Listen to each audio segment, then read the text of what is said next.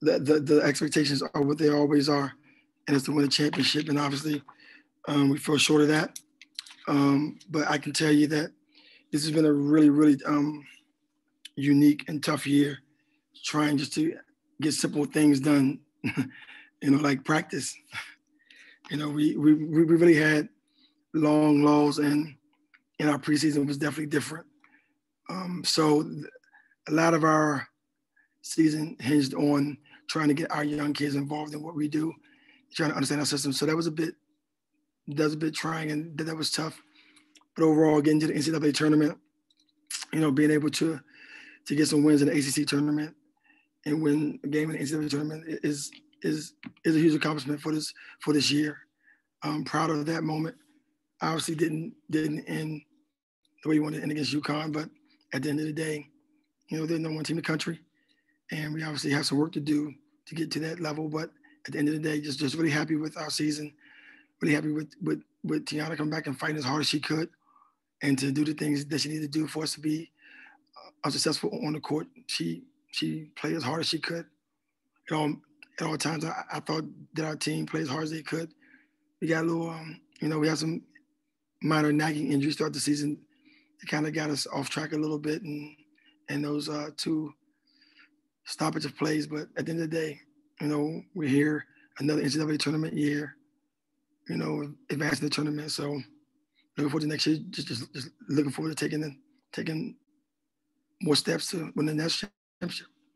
Thank you, Coach Hillsman. We'll start with questions. First, we're going to go to Mario Sacco. It's probably a good thing you can't see me, Coach. I just got done working out.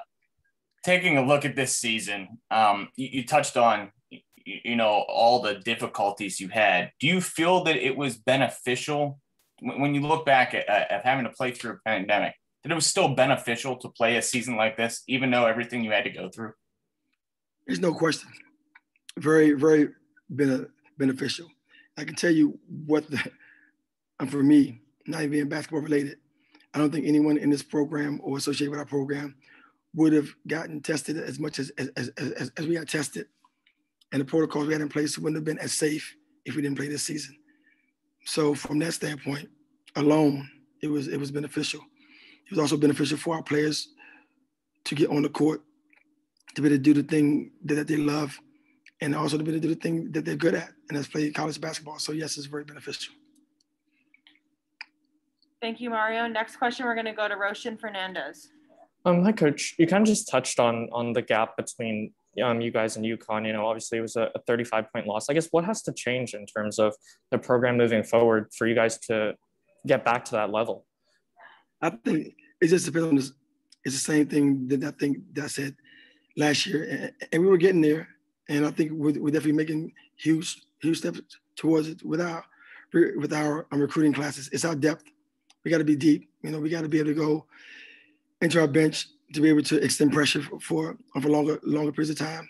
I think that's huge for us to be able to get some points off of steals, some points off of live ball turnovers, some points in transition. I think that's the biggest thing that we need to correct moving forward. Yeah, and I guess as a follow-up to that, you kind of had two of your best recruiting classes converge this season, and you're one after 2016 with the Final Four, and Camilla and Priscilla.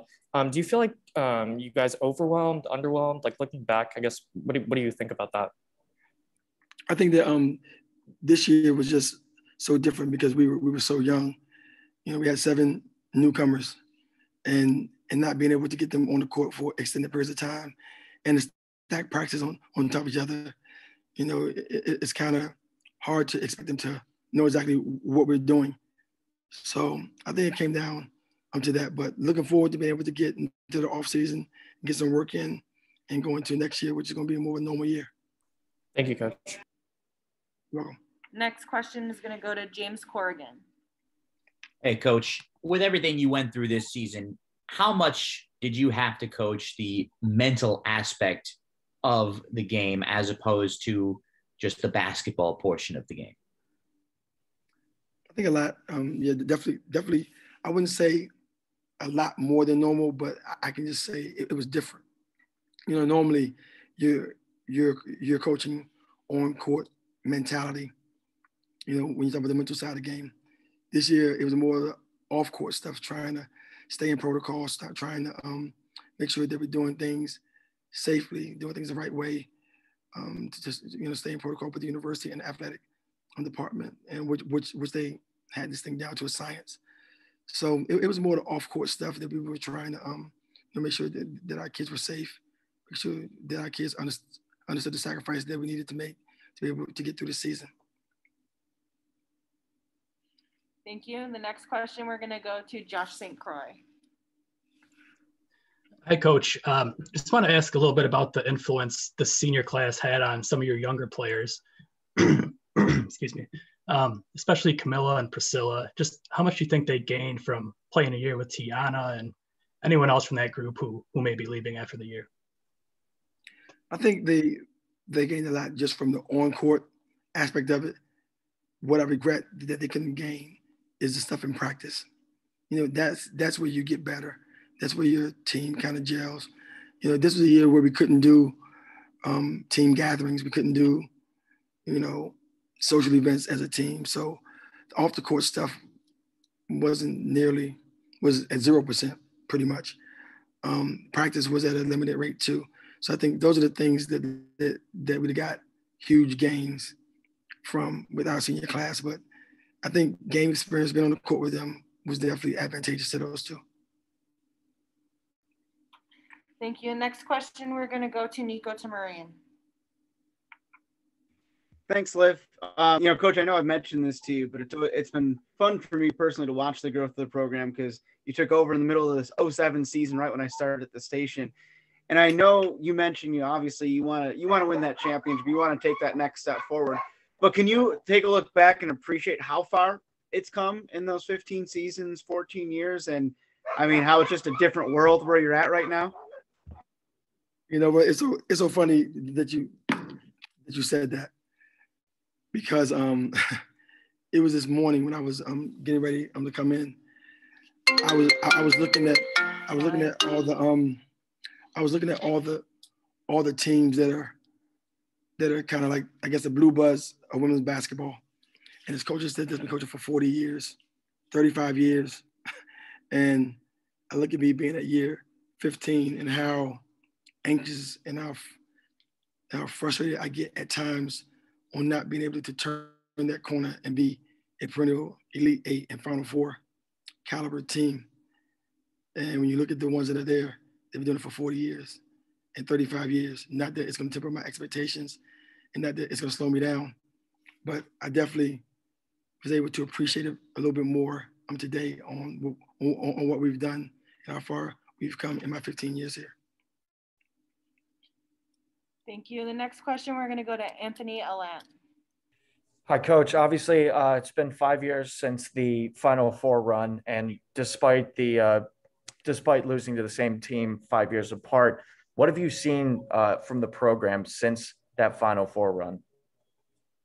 Well, it's one of those deals where when you go to a Final Four, normally you have a veteran team, and we're pretty veteran. We had a lot of juniors and seniors. Then you have to kind of start over and rebuild it again with some really good players, and we did that.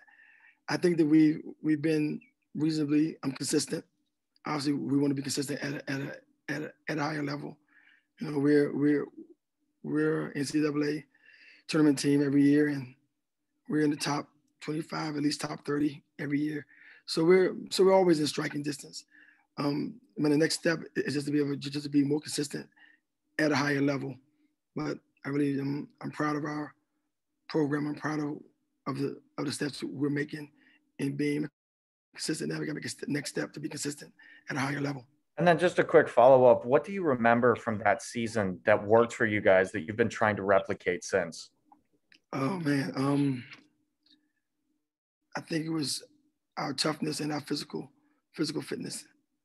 Toughness and physical fitness. Our mentality was a lot different, but I think it was a lot different because we had players that had been through our program for 4 straight years, and they really built themselves into being champions. Thank you. The next question, we're going to go to John Johnson. Coach, thanks for the time. You kind of briefly touched on it, but you mentioned the difficulties of going through this season, players not being able to hang out and mesh. And obviously the newcomers, this is a completely, totally different experience for them.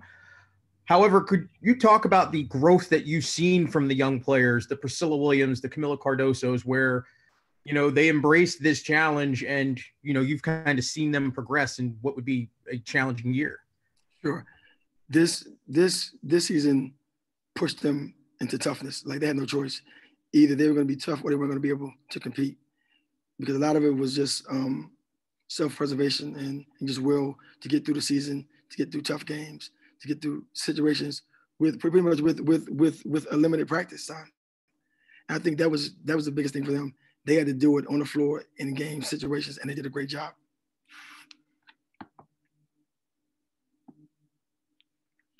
Thank you. The next question, we're going to go to Patrick Gunn.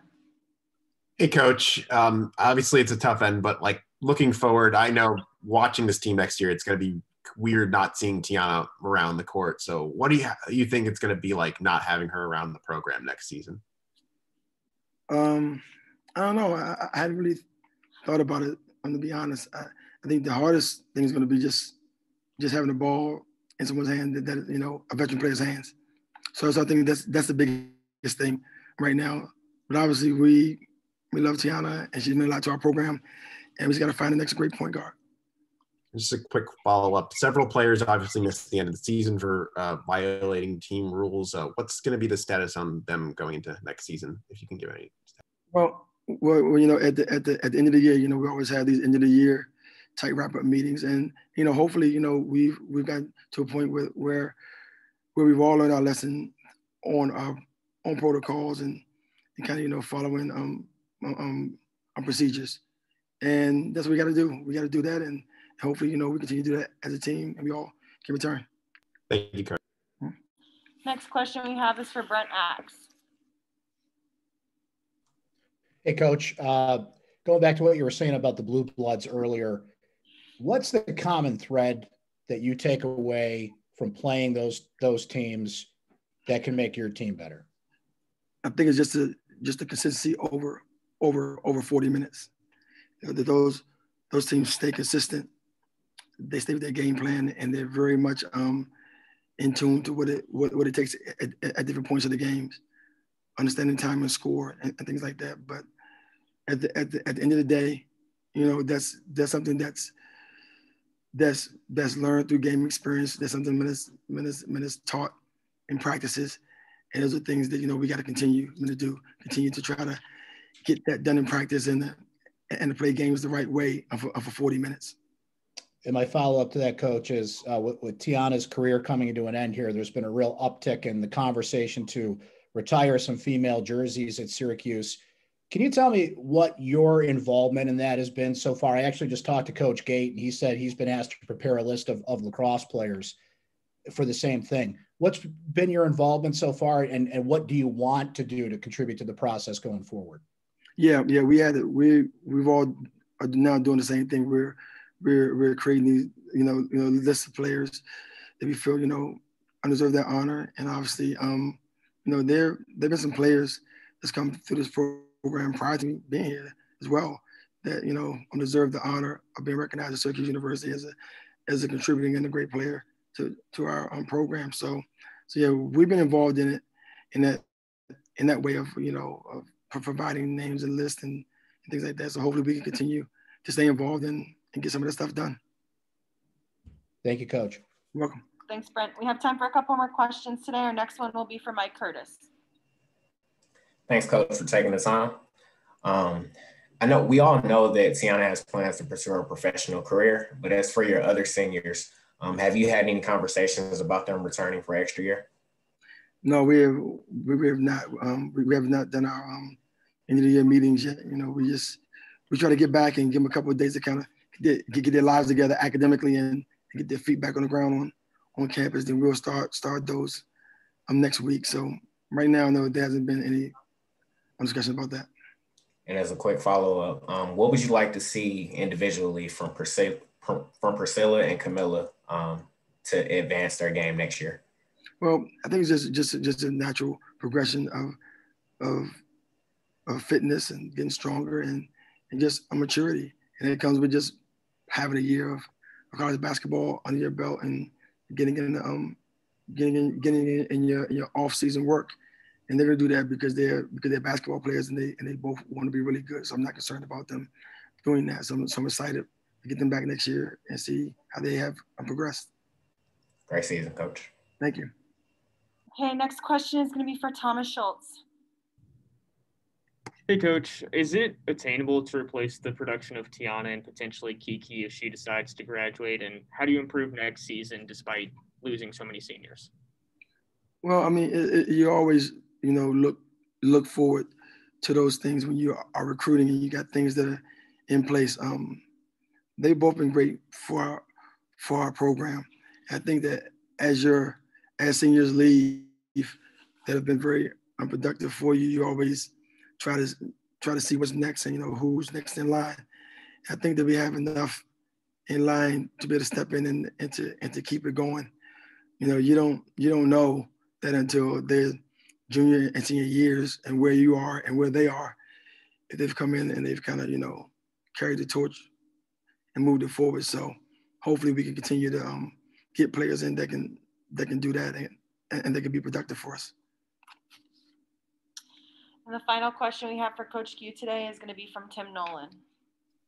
Hey, Q, focusing on who is coming back next year, whose development this season encouraged you the most going into next year? Well, I think just our looking at Priscilla just being on the court and playing the minutes. She's played, having some good games and some not so good games. That's part of the battle. Some of the struggles is part of the battle.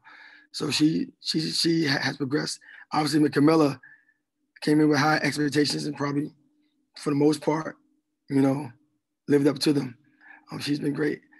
One player that I think a lot of people has unforgotten about, who I thought that would be great this year, but just didn't play, was Tisha Hyman. Tisha Hyman is a very good player, and we're looking forward to Tisha coming back next year and being an integral part of our team. She's a complete guard. She can score the ball. She can put the ball on the floor. She can score on all three levels. She's a good defender, so we're looking forward to having her back next year and being a huge contributor to our success. Thanks for your time this season, Coach. Thank you.